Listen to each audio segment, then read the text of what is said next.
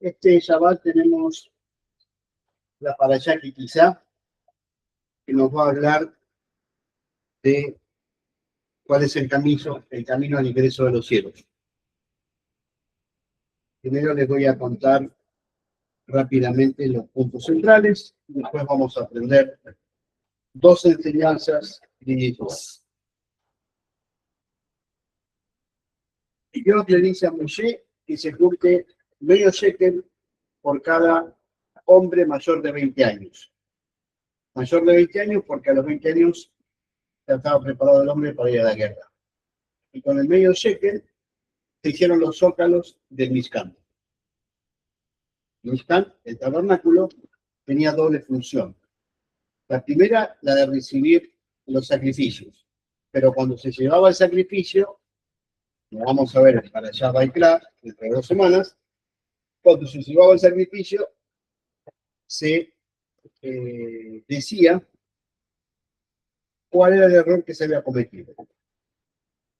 La otra función del Mishkan era también recibir sacrificios por agradecimientos, porque había recibido la persona una buena noticia o un mejor trabajo o algo por el estilo.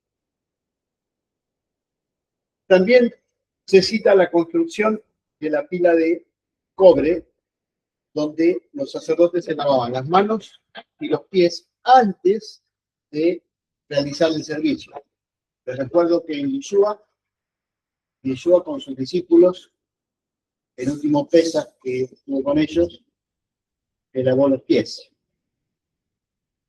Después esto, por ignorancia, se enseña el lavado de los pies a las personas, que es un gesto de humildad. Bíblicamente no tiene nada que ver.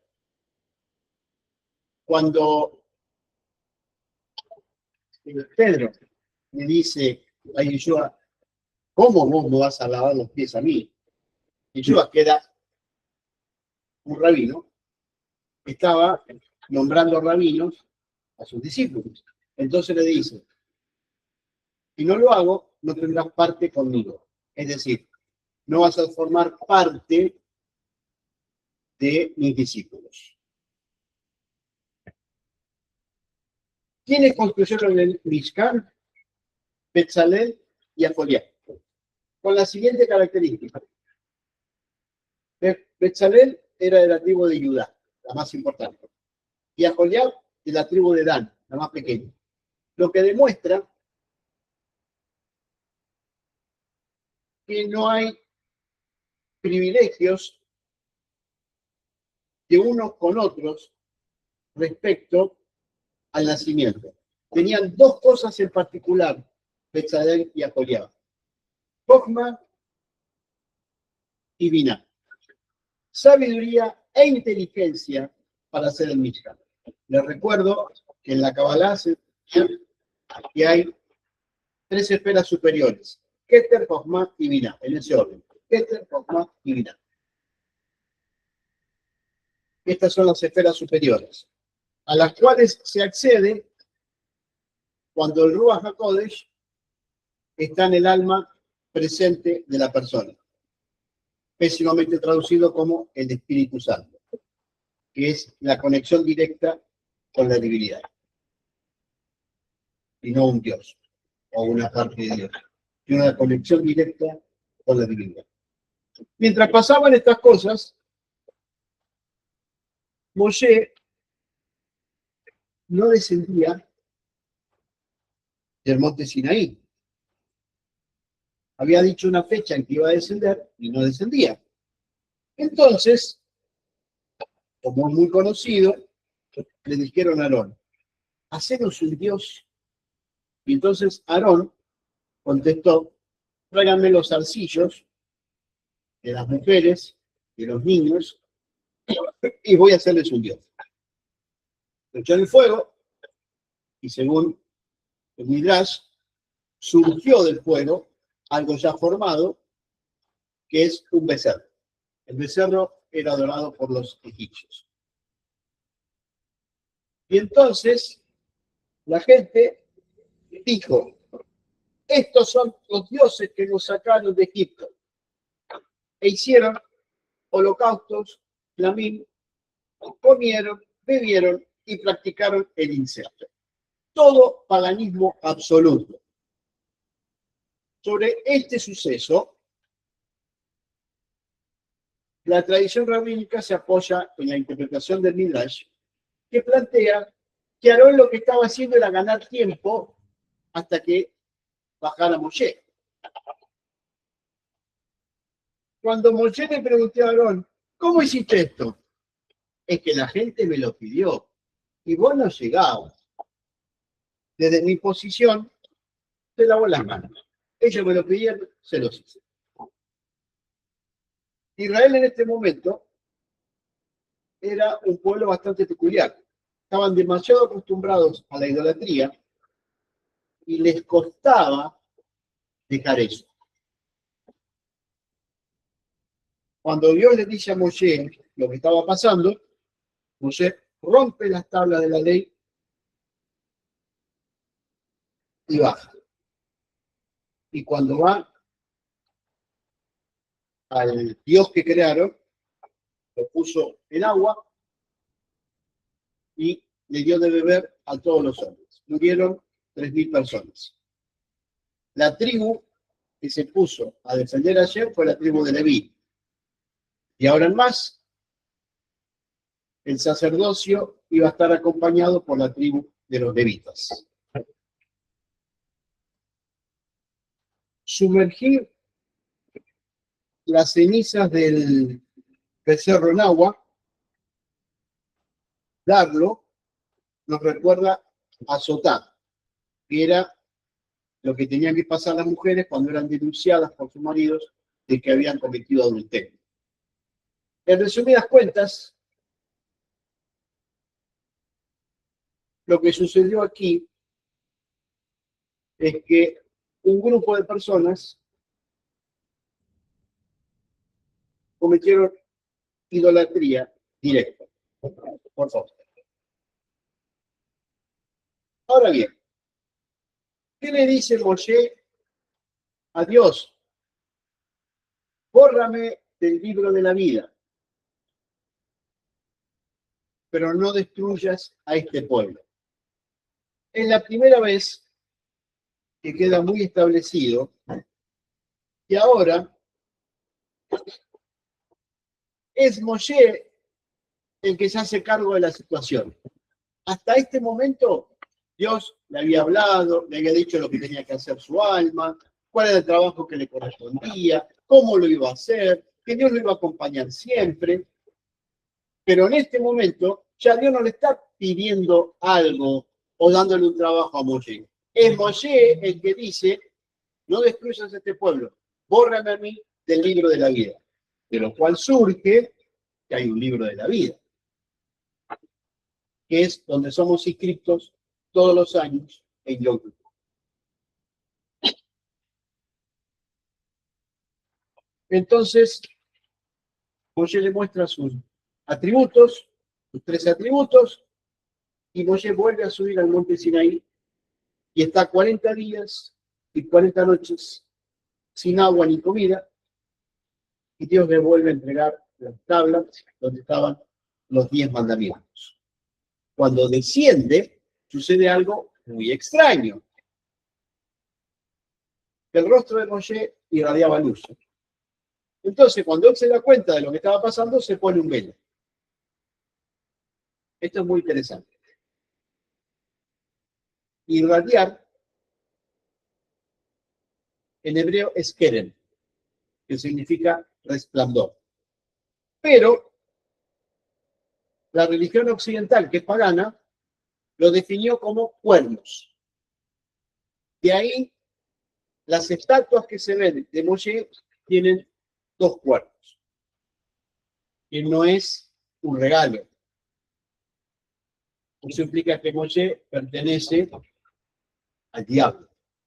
Y los judíos, que según los cristianos matamos a Cristo, somos hijos del diablo.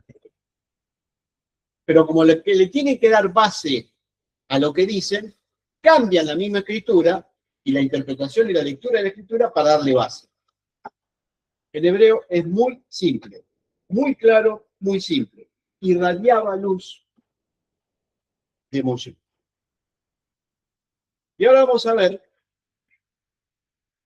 que la confrontación entre Moshe y Yeshua es inexistente.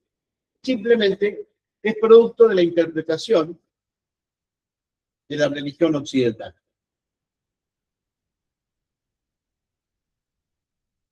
Yeshua cuando empieza su trabajo público y se presenta como Mesías, estuvo 40 días y noches en el desierto. Pasado ese tiempo, comienza a enseñar. Son dos niveles distintos y dos trabajos distintos del alma en este mundo. Moshe tenía un trabajo: ser el intermediario para la obra de Dios con el pueblo de Israel, sacarlo a Israel de Egipto. Y una vez que salió de Egipto, recibir las leyes de la vida. Las leyes de la vida están resumidas en los 10 mandamientos. Hacer a Dibrot. Después llevar a Israel hasta el límite con la tierra prometida y no ingresar. Se enseña que si Moshe ingresaba en la tierra prometida con Israel, venía Tikkun Olam, la restauración de la creación al origen. Si pasaba eso, Israel quedaba como cabeza de naciones, pero todas las naciones del mundo no iban a tener la posibilidad de conocer las leyes divinas. Entonces se retrasó, esperando, por así decirlo, que Israel viva de acuerdo a las leyes divinas. Lamentablemente, lo que vamos a ver después es que Israel se alejó demasiadas veces de la leyes divinas. Entonces vino la destrucción del primer templo. Cuando vino la destrucción del primer templo, surge la idea rabínica de que tiene que venir un Mesías. Mesías es ungido, es decir, el ungido de Dios que venga a traer claridad de cómo vivir las leyes divinas, porque empezaron a surgir muchas escuelas. Se terminó la época de los profetas, ya no hay más profetas, así que cuando alguien venga y les diga, yo soy profeta y tiene la tarjetita, es un chato. Se terminó la época de los profetas, se terminaron los profetas. Lo que viene después es la interpretación de cómo vivir las leyes divinas. Y surgen distintas escuelas. Al punto tal que fue tal el caos que había en la interpretación rabínica que había más de 100 escuelas enseñando. No 4, 100 escuelas, por lo menos. Esto la religión occidental lo desconoce. Porque para la religión occidental el Talmud es la obra del diablo. Entonces, no leen lo que pasaba en aquella época. Y crean un invento. Hasta ahí. Entonces, ¿a qué viene el Mesías al mundo? No viene a salvarte, no viene a curarte. Viene a mostrar cuál es el sendero para vivir la ley divina. Por lo tanto, no existe confrontación entre Moshe y entre Yeshua. Moshe hizo un trabajo, Yeshua hizo otro trabajo. ¿Y qué es lo que enseña Yeshua? Muy simple, muy simple, muy rabínico. Shubuki Guía Malkut Ayamayim. Retornen, ya que el reino de los cielos está cerca. Al pueblo judío no tenía que decirle viva la Torá. Los judíos no pueden venir con eso. La cuestión es cómo vivir los mandamientos. Al pueblo judío no tenés que decirle Shabbat es el día de descanso. Está escrito en la Torá, no hay mucho más que decir. La cuestión es cómo vivir las leyes divinas. Y el primer principio el primer principio que da Yeshua, de acuerdo al texto de Mateo, es Shubú, traducido pésimamente al español como arrepiéntanse. Shubú es retornar, volver a las leyes divinas. ¿Por qué? Porque el reino de los cielos está cerca. No es una religión, no es un grupo, es el alma encendida, despierta. Les recuerdo que el Mishkan tenía como función, si Israel vivía los mandamientos, Dios promete, Betoham, Benehem. Estaré dentro de ustedes. La vivencia de Dios no es exterior, es completamente interna. Y es el producto del desarrollo del alma. Cuando Yeshua dice que retornemos a la ley divina, nos está diciendo que el resto que estamos viendo a nuestro alrededor tiene valor para una determinada dimensión, el mundo de Asia, el mundo de Yetzirah, pero no para el mundo de Beriá y de Atzilut. Son 4 dimensiones definidas por el pueblo judío. El mundo de Asia es el mundo físico, la ley física, la plata, el poder. El mundo de Yetzirah, lo bueno, lo malo, lo que es de Dios, lo que es del diablo, es un nivel muy pagano. El mundo de Beriá es el mundo de la comprensión del trono divino. Y el próximo mundo, el próximo nivel del alma, es Atzilut, llegar a unirse con la fuente divina, que es el sentido por el cual estamos viviendo en este mundo, en este tiempo, hoy, aquí y ahora. Ahora bien, entonces, ¿qué enseña Yeshua? Que el alma tiene que retornar a la fuente divina. Para que el alma retorne, tiene que despertar, porque si no el alma está dormida. ¿Dormida en qué? En los problemas del trabajo, la política, el robo, el otro, aquello. Todo lo externo, lo cual es pasajero.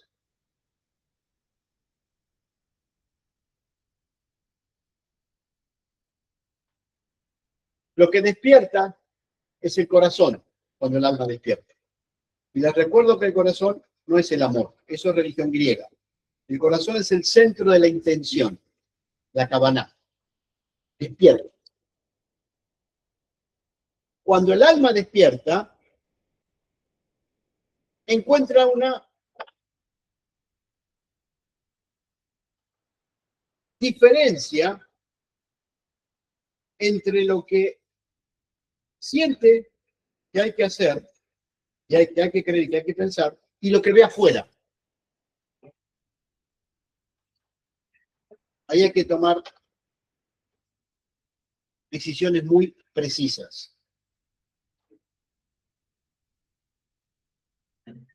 Cuando el alma despierta, lo que hace el otro ya no importa.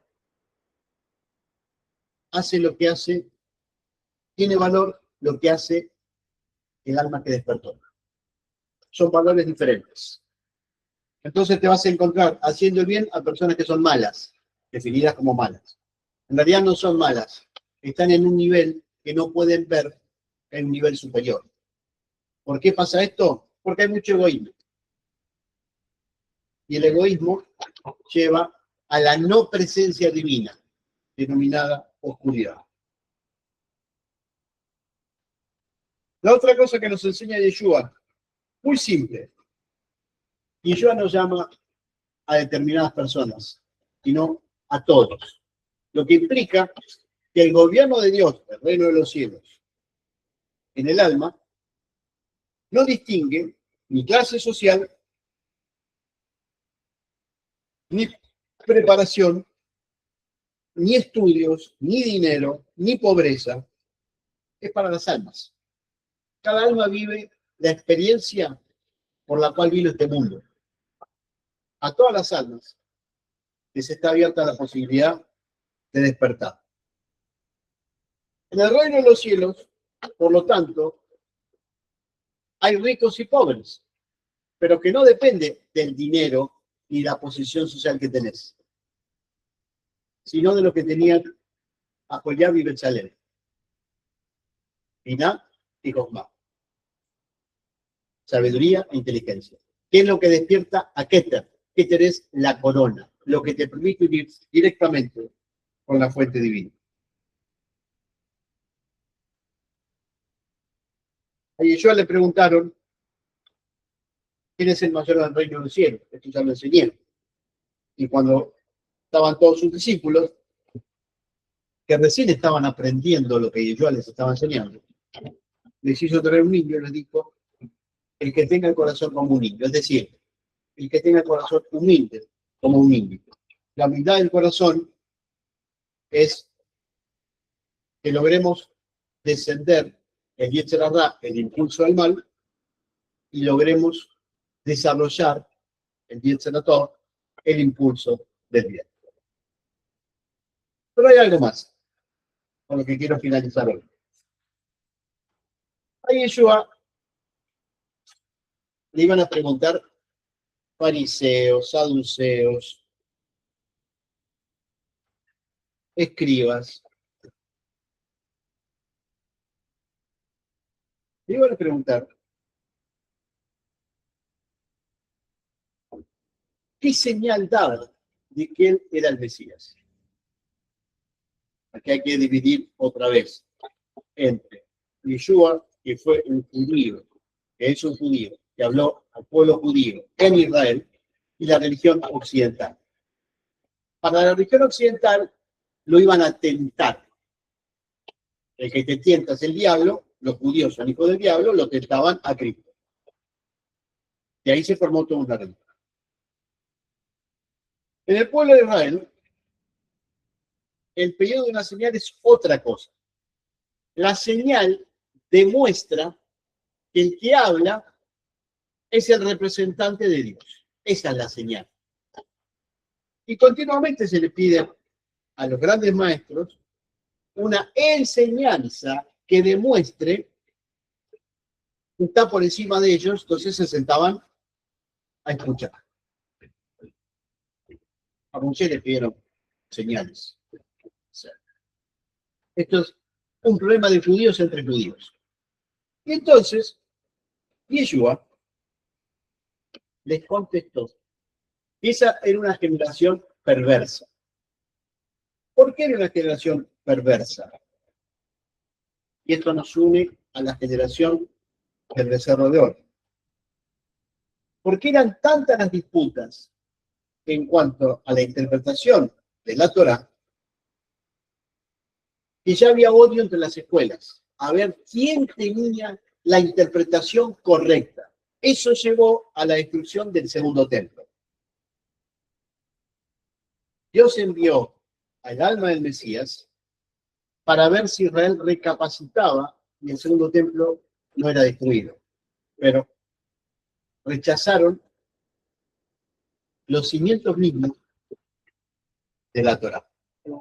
Entonces, y yo les digo, la señal que les voy a dar es muy simple, demasiado simple.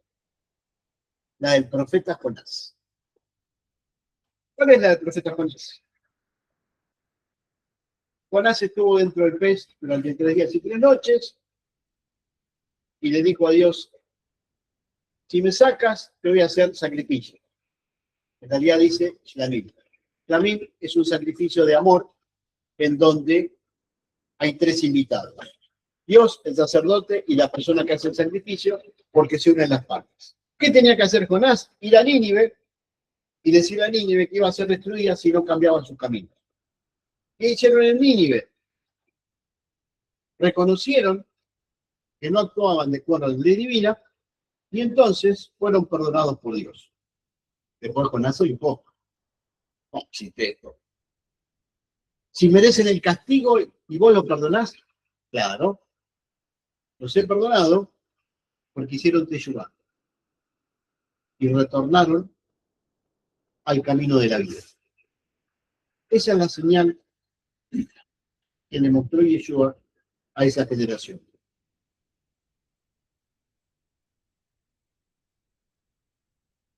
¿Cómo se une la generación de Yeshua con la generación del becerro de oro? Es que la generación del becerro de oro dejó la Torá y siguió la idolatría absoluta. La pelea de quién tiene la mejor interpretación y quién es mayor dentro de las interpretaciones termina llevando a la idolatría. Por lo tanto, cuando queremos vivir la Torá, tenemos que tener mucha conciencia de qué vivimos, por qué lo vivimos y para qué lo vivimos. Si no, terminamos cayendo en idolatría. Y hacemos cosas que no sabemos por qué las hacemos, porque los judíos la hacen. Sí, pero ¿qué grupo? ¿Bajo qué interpretación? Ese es el nivel de Yetzirah, el nivel medio. El nivel más elevado es vivir los mandamientos, conectándose con la divinidad. Y entonces vas a recibir lo que Yeshua decía, el Espíritu Santo, que no es un Dios, es conexión directa con la fuente divina, que te va a ir regulando qué es correcto, qué no es incorrecto, hasta que vayas ascendiendo, hasta tener la seguridad y la firmeza interior. Por lo tanto, Yeshua como Mesías nos enseña y nos invita a vivir la Torá con un corazón muy simple y un compromiso diario. Esa es la señal del Mesías. Se está esperando de que se haga el tercer templo, se está esperando de que esto, se está esperando de que lo otro. Mientras pasa todo eso, y hay que ver cómo pasa. Cada día que vivimos es una oportunidad de acercarnos a Dios y de fundirnos en Él. Cuando el alma tiene la bendición de fundirse en la fuente divina, desaparecen todas las divisiones. Y el alma comprende que el camino que Dios le ha dado y las experiencias que Dios le ha mandado son exclusivamente para que se desarrolle y tenga sabiduría e inteligencia, Jokmah y Bin. Y de esa manera acceder a la riqueza de la existencia, que es la vida. Shabbat Shalom.